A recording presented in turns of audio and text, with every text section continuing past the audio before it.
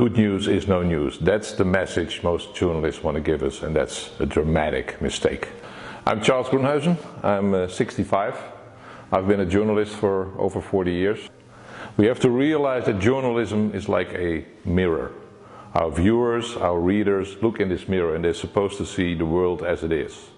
And they don't. They see a mirror which is fogged up. It's always the negative side of life. And I try to correct that mistake a teeny tiny little bit. What I try to do as a journalist now is give more a long-term perspective.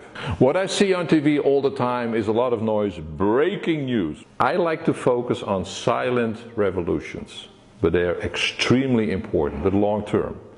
I'm an optimist because I look at facts.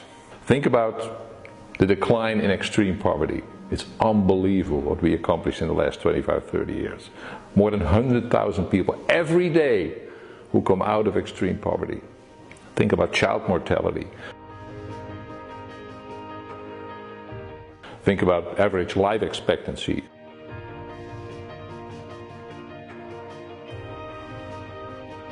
Think about average health in the world that has, improved tremendously, and people don't know it. Sometimes I compare journalism with raising children.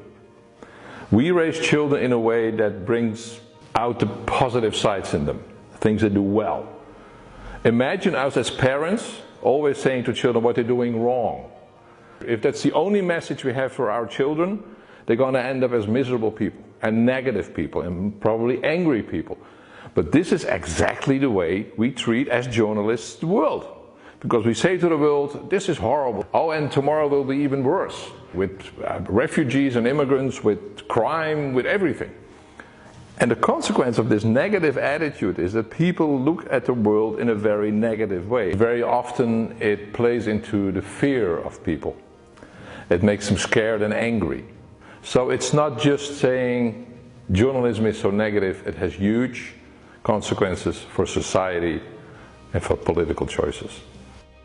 The basic difference I have with a lot of my colleagues, they tend to amplify the bad stuff in the world.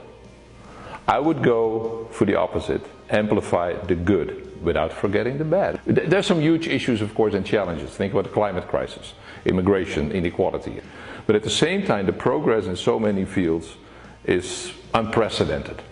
When it comes to education, when it comes to our basic human rights, sexual orientation for women, for children, and people don't realize it. If you steer it away from the negative focus and steer towards a more positive, more constructive way of looking at things, I think journalism could make a better world. The problem is, journalists don't consider it to be their basic task to make the world better.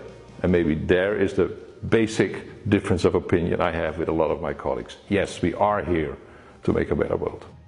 People should realize that being pessimistic about the world is a choice, but optimism is a choice as well. It gives more energy, and eventually with that kind of energy we can make a better world for ourselves, for our children, our grandchildren.